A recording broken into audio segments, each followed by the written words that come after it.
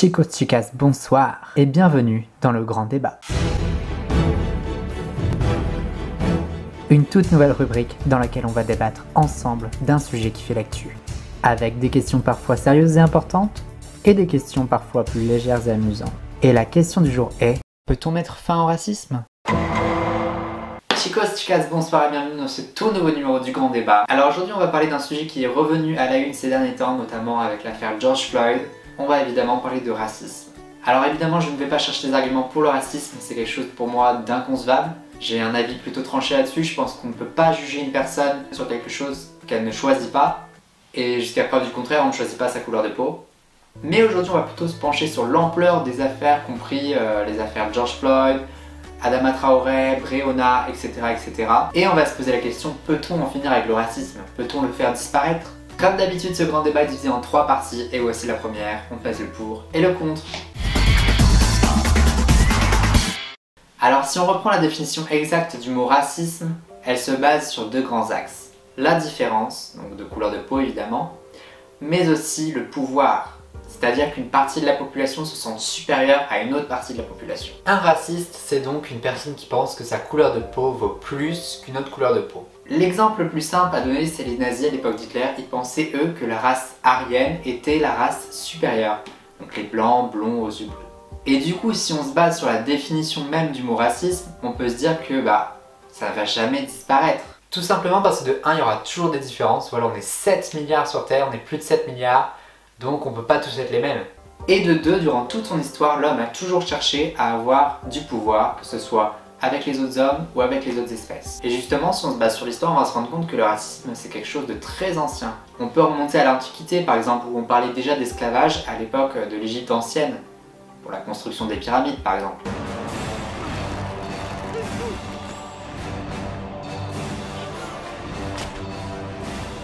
Plus tard, au 15e-16e siècle, on va également parler d'esclavage et de racisme envers les Indiens d'Amérique, colonisés à l'époque par les Espagnols et plus généralement les Européens. Et plus récemment, dans l'histoire, on a eu forcément l'idéologie nazie ou encore la ségrégation aux États-Unis qui visait à ne surtout pas mélanger les blancs et les noirs. Voilà, donc là j'ai cité les exemples les plus connus, mais on voit bien que le racisme c'est quelque chose qui est ancré dans notre société, qui est ancré dans l'histoire. Ensuite, on peut être sûr d'une chose, le racisme il disparaîtra pas tant qu'il n'y aura pas de justice. Et c'est d'ailleurs ça que demande le mouvement Black Lives Matter. Une remarque, une insulte raciste doit être punie, elle ne l'est pas forcément. Des violences racistes doivent être punies, elles ne le sont pas forcément. Des crimes racistes doivent être punis, là c'est pareil, c'est pas forcément le cas. Alors comment faire avancer les choses s'il n'y a pas de justice? Rester dans l'impunité, c'est comme si on encourageait les racistes à continuer. Et là je parle dans le monde du tribunal, mais dans tous les autres domaines. Les médias en premier. Et justement, on peut penser que le racisme n'est pas prêt de s'arrêter parce qu'il est en train d'évoluer en même temps que la société évolue, en même temps que notre façon de vivre évolue, en même temps que les médias se développent, etc. etc. On va prendre l'appui par exemple avec les réseaux sociaux. Bon ok, je vais pas les diaboliser, c'est pas le sujet de la vidéo, mais avec leur apparition, avec leur développement, on voit apparaître une autre forme de racisme. Un racisme caché, un racisme anonyme. En fait, c'est beaucoup plus facile de déverser sa haine, de poster un message haineux lorsqu'on est derrière un écran d'ordinateur, de téléphone, etc.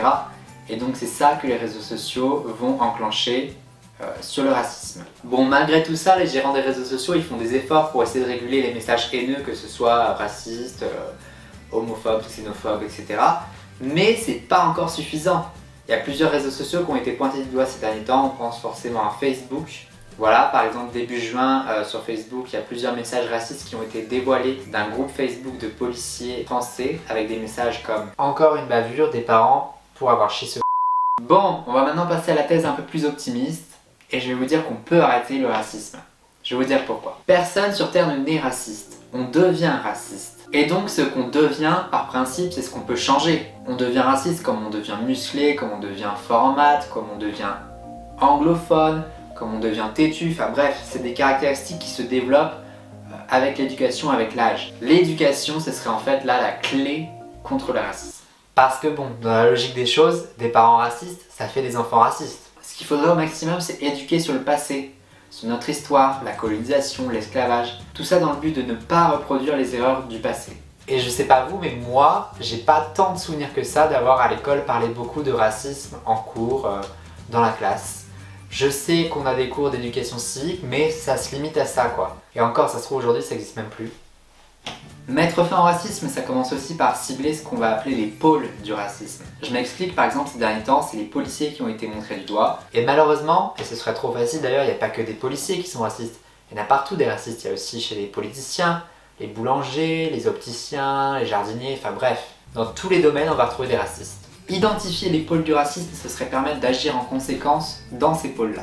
Et quand je dis pôle du racisme, je pense par exemple au milieu du sport. Il n'y a pas une semaine sans qu'un incident raciste se passe dans le milieu du sport. Là, je pense par exemple aux supporters qui font des cris de singe lorsqu'ils aperçoivent un joueur de couleur noire.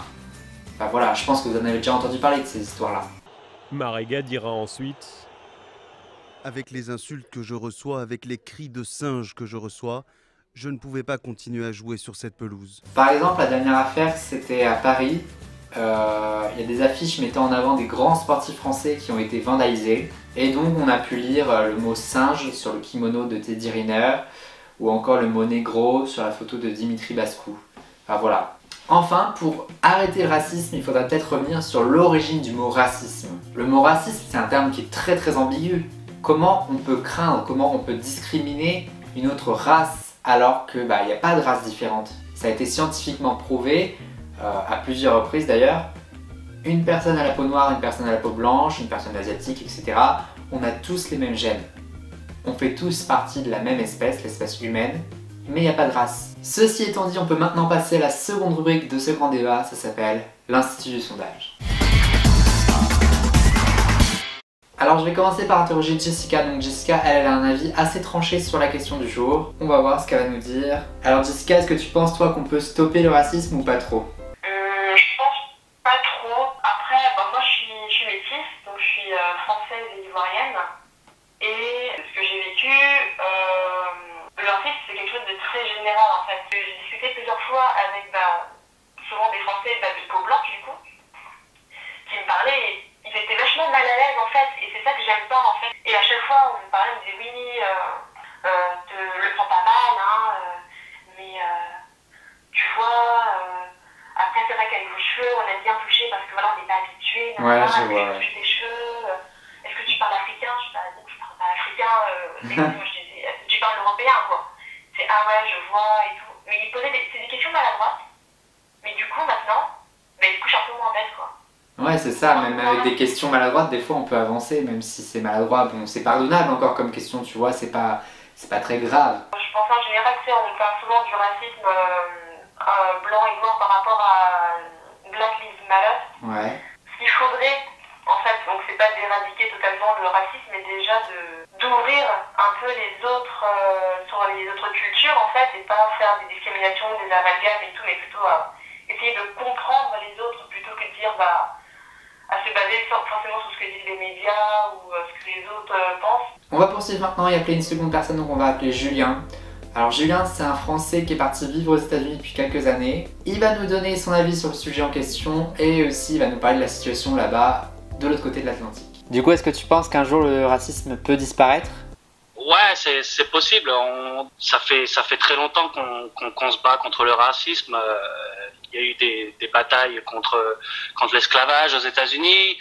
On a eu des batailles contre la ségrégation.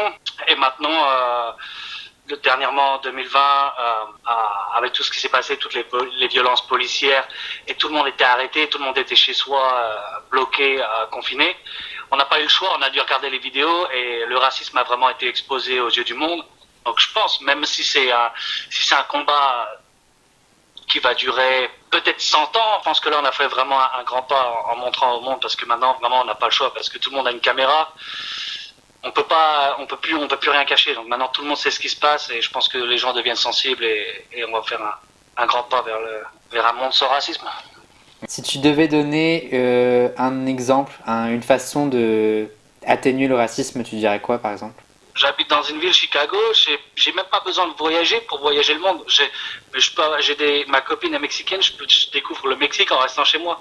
J'ai des voisins, ils sont indiens, je peux avoir de la nourriture indienne. C'est une chance, faut être curieux en fait, faut pas prendre les différences comme une mauvaise chose. C'est une chance d'avoir des différences et ça nous permet de découvrir plusieurs choses. Donc faut s'ouvrir au monde et puis voilà quoi. Après avoir parlé des États-Unis, on va continuer le tour du monde puisque c'est le titre de la prochaine rubrique. Alors pour cette dernière rubrique, on va commencer notre voyage au Brésil. Alors le Brésil, il faut savoir que c'est un pays qui est réputé pour être un pays vraiment pas trop raciste. Mais ceci dit, on assiste là-bas à une toute autre forme de racisme qu'on va appeler le racisme cordial.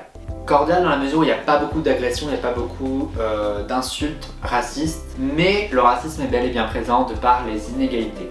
Voilà, le Brésil c'est un des pays où il y a beaucoup d'inégalités et très souvent là-bas les personnes noires, les personnes à la peau métisse n'auront pas les mêmes chances de vie que les blancs. Ils seront cantonnés à des métiers, donc femmes de ménage, vendeurs de boissons sur les plages, ouvriers, etc. alors que les blancs auront davantage d'opportunités. Et ça, forcément, ça découle du passé, ça découle de l'esclavagisme. Même si ça a été aboli il y a plus d'un siècle, on voit que ces inégalités sont rentrées dans la norme dans certains pays, comme le Brésil, et le racisme est bel et bien ancré dans la société. Et aujourd'hui, partout dans le monde d'ailleurs, on va voir qu'un enfant qui naît avec la peau blanche aura beaucoup plus de chances dans la vie, aura beaucoup plus de privilèges qu'un enfant qui naît avec la peau noire. Et cette inégalité, elle se voit beaucoup plus dans les pays développés, dans les pays en cours de développement, comme le Brésil malheureusement. On passe maintenant au second pays dont on va parler aujourd'hui, c'est l'Inde. Alors le racisme en Inde c'est quelque chose d'assez particulier, je pense qu'on pourrait en parler pendant des heures et des heures. Il faut savoir que l'Inde c'est un pays qui est réputé pour être l'un des pays les plus racistes au monde. Mais il y a un contexte en Inde qui n'est pas forcément pris en compte par les études, c'est que déjà l'Inde c'est un pays qui n'a pas du tout la même culture que la nôtre, ils n'ont pas la même façon de penser, la même façon de vivre, on en est très loin. Et il faut savoir qu'en Inde il y a un système de caste, c'est-à-dire qu'en fait on ne va pas mélanger les riches, la classe moyenne et les pauvres. Voilà, on reste dans sa case, on ne se mélange pas. Et donc en Inde, pour beaucoup d'entre eux, avoir la peau foncée, c'est synonyme d'être pauvre, de faire partie de la caste pauvre. Et encore pire, ça veut dire aussi être moche. Qu'au contraire, avoir la peau plus blanche, c'est comme dans beaucoup d'autres pays asiatiques d'ailleurs, un critère de beauté. Et ça, on le voit partout dans des villes en Inde, on le voit dans les rues, sur des publicités où les mannequins ont la peau retouchée, dans des boutiques où on vend des crèmes pour éclaircir la peau. Enfin bref, c'est une culture qui est complètement différente. Là-bas, être blanc, c'est synonyme d'être beau. Bon, les amis, le débat va bientôt toucher à sa fin. Alors pour conclure, on peut dire que c'est un débat déjà qui est très large. Et pour répondre à la question, mettre fin au racisme, c'est quelque chose qui semble assez utopiste, en ce moment du moindre. Déjà parce que le racisme est présent depuis beaucoup trop longtemps dans l'histoire, mais aussi parce que le racisme évolue en même temps que nous, on évolue. Le racisme se décline sous différentes formes selon les coins du globe. Donc, voilà, il y a du boulot. Ceci dit, on va essayer d'être en demi-teinte pour être pas que pessimiste. On est tous responsables et chacun peut agir à sa manière pour atténuer un petit peu le racisme. À notre échelle, on peut échanger, discuter, éduquer. C'est vraiment la meilleure chose qu'on puisse faire. Et à plus grande échelle, ce qu'il faudrait, c'est prendre des mesures radicales, notamment en termes de justice. Bon, sur ces belles paroles, c'est la fin de ce 5e numéro du Grand Débat. J'espère qu'il vous aura plu. N'hésitez pas à me donner votre avis en commentaire sur la question du jour. N'hésitez pas à me donner non plus des idées de sujets pour le prochain numéro du Grand Débat. Et quant à nous, on se retrouve très bientôt pour une prochaine vidéo. Allez, ciao!